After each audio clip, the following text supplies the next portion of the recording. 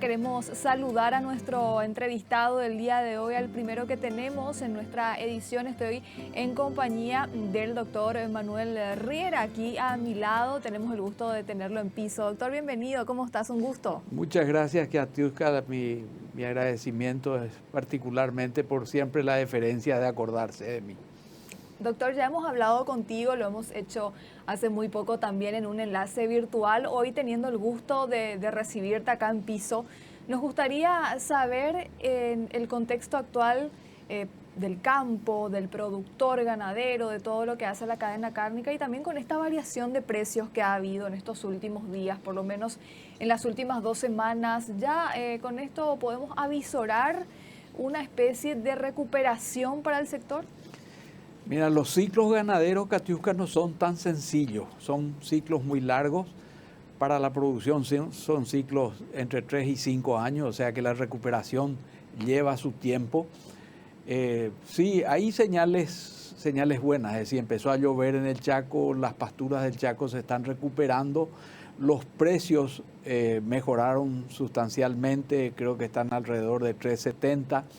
La venta sigue sostenida, los mercados se siguen abriendo, pero siempre, como sabrás, el mercado tiene sus reglas de juego y nosotros tenemos un mercado acá en donde mucha gente le llama monopolio, mucha gente habla de concentración, cosa que es cierta, pero las reglas del mercado tienen maneras de comportarse que a veces son difíciles de determinar. Es la famosa mano invisible de Adam Smith, ¿verdad? Y hay incidencias que uno no puede determinar. En este momento, por ejemplo, en Brasil se cerraron algo así como 300 proveedoras de carne como consecuencia de las leyes de deforestación. Eso va a impactar necesariamente aquí. Entonces, uno se pregunta, bueno, ¿y cuál es el secreto? Y el secreto está en tener un mercado perfecto. Es decir, si me puedo explicar. El mercado perfecto es, en palabras muy sencillas, cuando hay muchos compradores y muchos vendedores del mismo producto. En Paraguay tenemos el problema de que tenemos muchos vendedores del mismo producto, pero tenemos pocos compradores, dada que la concentración de los frigoríficos está limitada a más o menos 10 frigoríficos que están comprando. Ahora, el mismo problema del mercado perfecto o mercado imperfecto se le plantea a los frigoríficos. Es decir, si los frigoríficos no y el país no sigue abriendo mercado como lo está haciendo, entonces está atrapado dentro de muchos ofertantes con pocos compradores. Nosotros necesitamos abrir más mercado y necesitamos abrir más canales de comercialización. Si no aspiramos a tener un mercado perfecto, es probable que siempre estemos sufriendo esta imprevisibilidad que representan hoy día precios buenos, mañana precios malos, y el productor que tiene que proyectar sus inversiones y sus negocios, como te dije, a 3 o a 5 años, entonces no lo puede hacer. Eso crea una inseguridad y una incertidumbre que es probablemente el elemento que más conspira contra la sostenibilidad del mercado. Y la prueba está en la cantidad de ganaderos que abandonaron el sector. Es decir, no solo cayó el hato ganadero como consecuencia de la sequía y los malos precios y las deudas que contrajimos los ganaderos para sostenernos, sino que también hay un montón de gente que salió del sistema de la comercialización de la carne. Ahora, en este momento, sí, hay buenas señales. La pregunta es cuánto tiempo se van a sostener y qué capacidad tenemos nosotros de hacer previsiones y hacer cálculos y estimaciones para seguir invirtiendo. Es decir, si el ganadero no tiene la seguridad de tener un buen precio por su producto, finalmente termina castigando la inversión. Y castigar la inversión supone reducir el nivel de empleo. Y reducir el nivel de empleo supone afectar el consumo. Entonces, es como una bola que se persigue, o como un perro que se persigue la cola, ¿verdad? Es decir, no podemos terminar de resolver el problema si no conseguimos el mercado perfecto, si no conseguimos la manera de la previsibilidad, si no conseguimos la manera de tener la certeza de que nuestras inversiones van volver a nosotros a través de buenos precios, y si de esa manera no aumentamos el empleo a pesar de la cantidad de gente que empleamos, y por lo mismo no aumentamos el consumo. Doctor, te planteo dos situaciones que tienen relación unas con otras. Por un lado, se habla de que lo que ocurre acá en Paraguay con el tema de los precios específicamente es una situación no solamente propia de nuestro país, sino que es una situación también que está ocurriendo en otros países de la región. Si hacemos una comparativa, quizá en otros países se paga más, pero por debajo de los niveles que están acostumbrados. Esa es una parte de la otra que te voy a también plantear, que sería el tema ya de los precios acá en el mercado interno. Hay gente que habla de una necesidad de intervención inclusive del gobierno también en este tema de los precios, teniendo en cuenta con lo que vos ya mencionabas, que solamente hay dos frigoríficos que básicamente se llevan la mayor parte de la faena, y teniendo en cuenta, por supuesto, también las circunstancias de nuestro país. Desde el punto de vista también, no solamente tuyo como productor, sino tuyo como abogado, porque estás dentro de lo que hace a las leyes, ¿esto sería algo constitucional que el gobierno pueda interferir o marcar precios, siendo que también existen leyes que justamente hablan de todo lo contrario? Yo tengo una posición filosófica y una posición jurídica. Filosóficamente yo le tengo más miedo al Estado que al mercado. Es decir, las reglas del mercado nacen de lo que hablaban del orden espontáneo. La única institución o el único organismo que puede distorsionar realmente las reglas del mercado es el Estado. El Estado tiene una capacidad de deformar el mercado que ningún otro puede hacerlo. Ni el ganadero más importante, ni los frigoríficos más trascendentes pueden llegar a deformar las reglas del mercado como lo puede hacer el Estado. Desde el punto de vista jurídico, la Constitución prohíbe el control de precios. Hay precedentes en donde el Estado hizo eso y las consecuencias se vieron. Y te voy a dar el ejemplo concretamente. Es decir, la Constitución garantiza el libre mercado. Cuando el Estado pretende controlar precios, está violando la Constitución. Lo hicieron en el control de tasas de las tarjetas de crédito. Si recordás, esto fue hace 4, 6 u 8 años. ¿Qué es lo que ocurrió? Volvieron a mandar la gente a la informalidad. Es decir, el remedio fue peor que la enfermedad, o la enmienda fue peor que el soneto, como se dice. ¿Por qué? Porque en el momento en que el negocio deja de ser atractivo para el que está en el negocio, sencillamente el negocio se reduce. Todo el régimen de tarjeta de crédito que estaba destinado a formalizar la economía volvió a desformalizarse, y lo que hicieron es que la gente, al no poder tener las ventajas de la tarjeta de crédito, porque los bancos restringieron las tarjetas de crédito, sencillamente volvieron a la usura.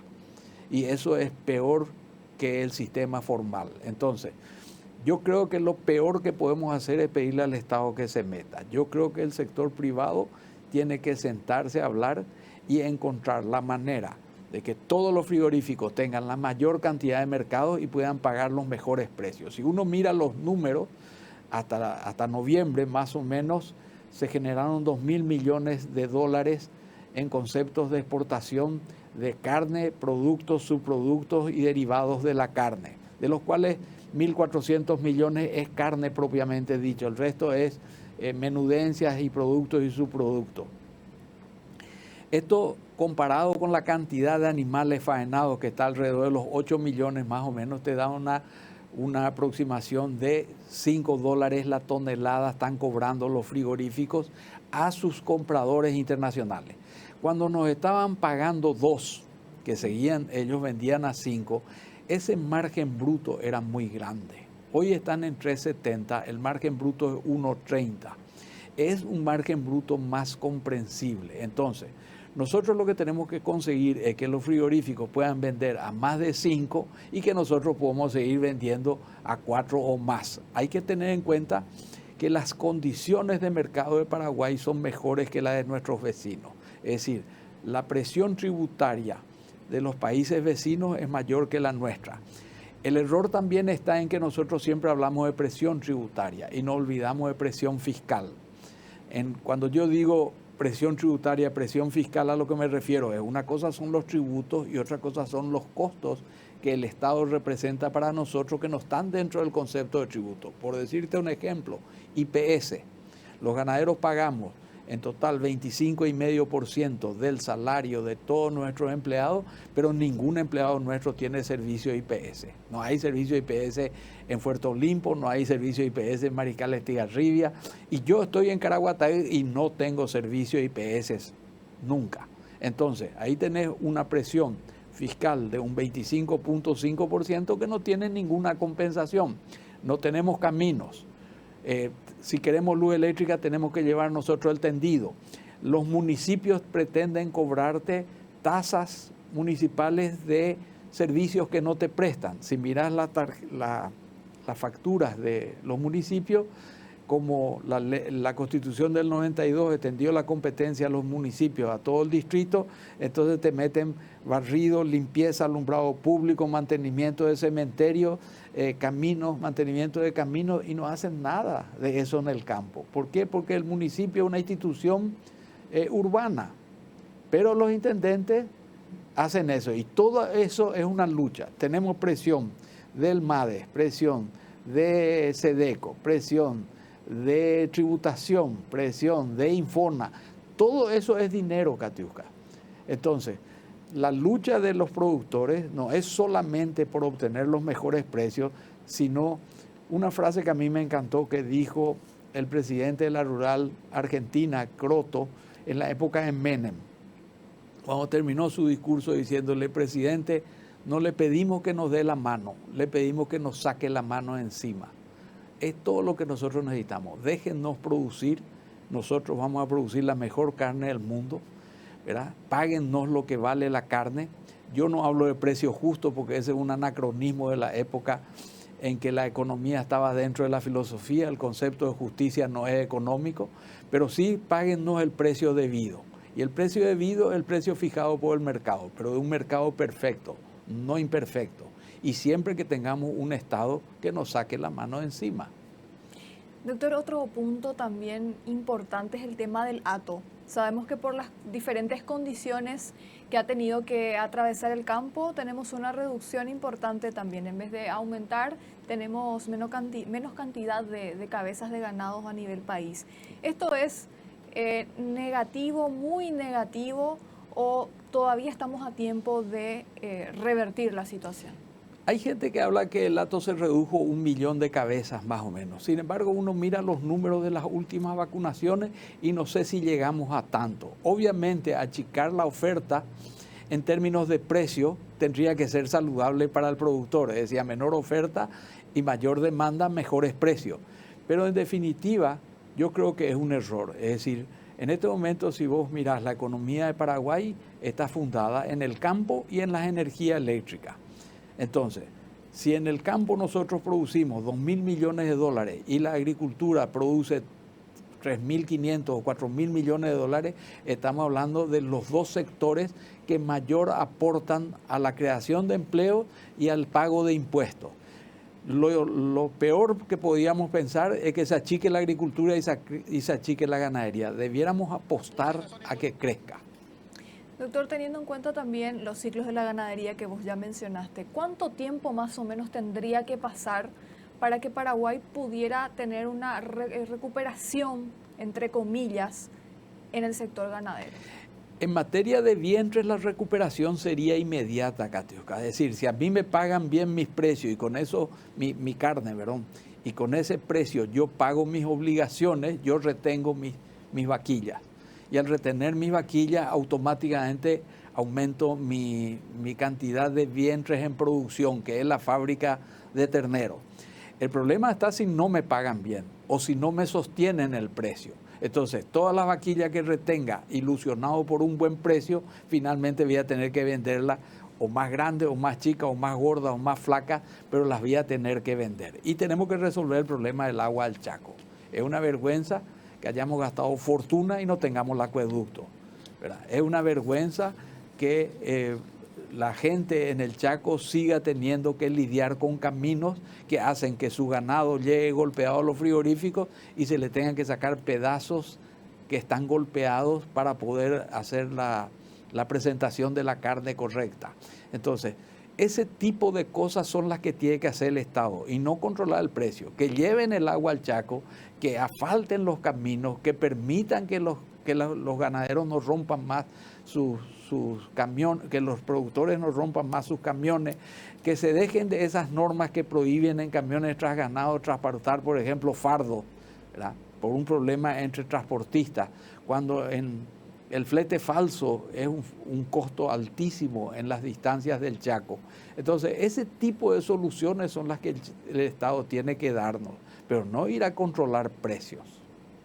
Doctor, un placer como siempre escucharte y bueno, bienvenido acá a Piso y esperamos recibirte nuevamente próximamente por acá para seguir con tus análisis. Cuando quieras, Katiuska, a las órdenes, y es un tema que apasiona y yo creo que la idea es que el Estado nos oiga, ¿verdad? Porque uno de los problemas que tiene la humanidad es que todos hablamos pero nadie escucha.